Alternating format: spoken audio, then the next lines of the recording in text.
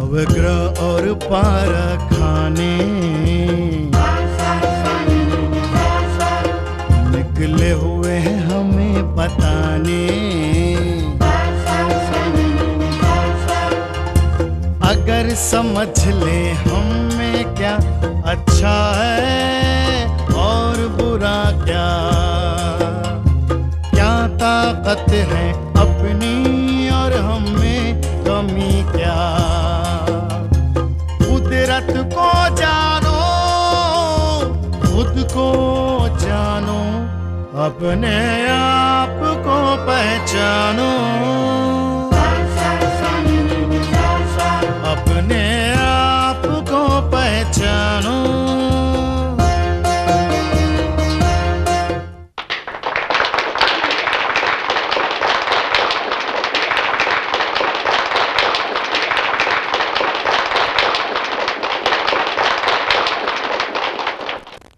नमस्कार।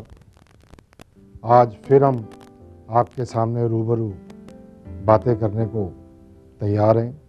क्यों कि लाल किताब के उपाय अपने आप में स्वयं सिद्ध हैं। और जैसे मैंने बताया है कि कोई भी इंसान अगर ये कहे कि लाल किताब मेरे पास है तो ये उसका भ्रम है, क्योंकि लाल किताब कोई नहीं है। और जैसे एक रामायण है या गीता है, ऐसे ही ये लाल किताब भी है, क्योंकि बाज़ारों में मिल जाती है।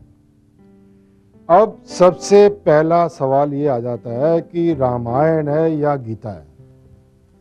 कि रामायण के अंदर अगर मान लो राम जी का जो करैक्टर है या सीता जी का जो करैक्टर है वो कौन से घर में मौजूद नहीं है, क्योंकि पति पत्नी अगर हर घर में है तो वो राम सीता ही है। और उसके अंदर जितने भी कनेक्टेड कनेक्टर आ जाते हैं वो सारे करेक्टर जो है हर घर के अंदर मौजूद हैं। ऐसे ही जो है राधा कृष्ण जी, हम बोलते ज़रूर हैं, गीता में सब बातें करते हैं, तो किसके घर में मामा नहीं है, किसके घर में जो है वो सारे करेक्टर नहीं है। अब जब देवी देवता खुद परेशानियों से मुक्त नहीं हो पाए तो हम तो कुछ चीज़ ही नहीं है। कहते हैं कि आम इंसान, ये जो रामायण है या गीता है, ये हमारे खुद को कहते हैं कि इंसान इन बातों को, इन करैक्टर्स को अपने ऊपर उतारे, राम जैसा बन के दिखाए, तब तो रामायण पढ़ने का फायदा है। अब रामायण आप तोते की तरह बोलते जाओ और 24 घंटे का पाठ रखा लिया, किसी ने बहुत लंबा पाठ रखा लिया, तो उससे क्या हो जाना है। क्योंकि रामायण का मतलब यही है कि इंसान को लक्ष्मण जी का जो है, जिसके यहाँ भाई है, छोटे भाई के साथ तहजीब आए बात करने की, और छोटे भाई को बड़े भाई के साथ तहजीब आए बात करने की, तो ये कौन करेगा। क्योंकि परिवार, हर परिवार में हर सदस्य अपने आप को ये कहता है कि मैं ही हूँ जो कुछ हूँ, क्योंकि ना वो माँ को देखता, ना वो पिता को देखता, ना वो बड़ों को देखता। क्योंकि मान मर्यादा जिसे हम कहते हैं कि राम जी जो हर बार उनका नाम लेते हैं, तो वो मर्यादा पुरुषोत्तम अगर हैं तो हमें भी तो वैसा बनना चाहिए। अब सवाल ये उठता है कि मैंने जैसे बताया कि कोई भी इंसान गलत काम नहीं करना चाहता, अब उससे हो रहा है। अब जो वो हो रहा है उसको रोके कौन? वो आपकी कुंडली है।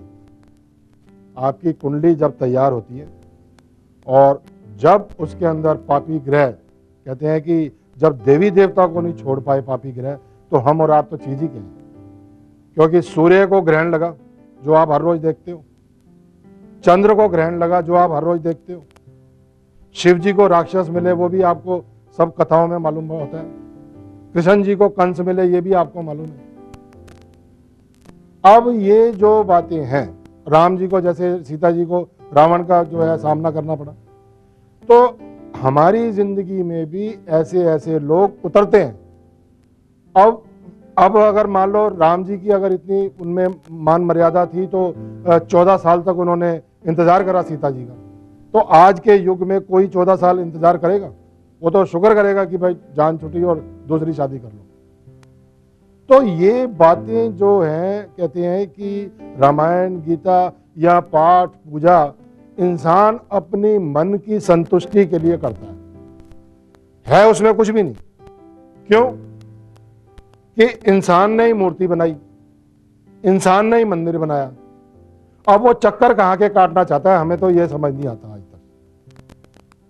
अपने घर में अगर आपने कोने में कहीं मंदिर बनाया है तो कोने में लाके आपने मूर्तियां ही तो रख दी हैं, उसमें कौन सी बड़ी बात कर ली आपने। और जो घर के अंदर मूर्तियां बैठी हैं उनकी आप परवाह नहीं कर रहे, जो कुदरत की भेजी हुई मूर्तियां, जो आपके माता हैं, पिता हैं, भाई हैं, बहन है, बीवी है, इन मूर्तियों को कौन देखेगा। लाल किताब आपको बार बार परिवार से ही शुरू होती है और परिवार पर ही इसका जो है कहते हैं कि एंड होता है। क्यों? कि घर का मुखिया हमेशा परिवार से निकलता है। अपना कोई कामकाज निकला, कामकाज करके शाम को उसने फिर घर आना है। अब उस आदमी का निकलना और उस घर के अंदर दोबारा एंट्री होना, ये लाल किताब सिखाती है कि कोई इंसान होता है कि लड़ झगड़ के निकलता है, घर में कई बातें न्यूसेंस हो जाती हैं। अब आप ये बताओ कि ज़रा सी अगर एक न्यूसेंस हो जाए और वो भी काम जाते हुए इंसान के साथ, तो हो सकता है कि उसका मन जो है ड्राइविंग कर रहा है तो कहीं एक्सीडेंट हो जाएगा, कहीं जा रहा है तो वहाँ जाके झगड़ा करेगा। तो ये बातें परत दर परत खोल के आपके साथ रूबरू होके आपका परिवार का सदस्य बन के आपके सामने हर रोज पेश होंगे। इन्हीं शब्दों के साथ धन्यवाद। अपने